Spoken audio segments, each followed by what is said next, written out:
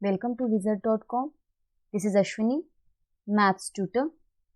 Our question is, the cost of a chair is $2010. Find the cost of such a 52 chairs. Now here we have given cost of a chair is $2010.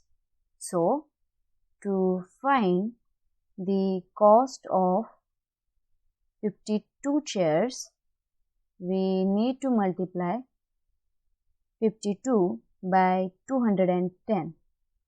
Do this multiplication like 52 into 21 and then attach that 0.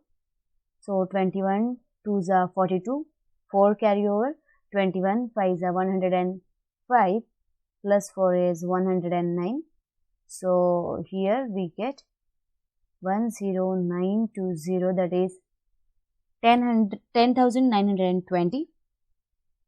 So we get cost of 52 chairs is $10,920, which is our answer.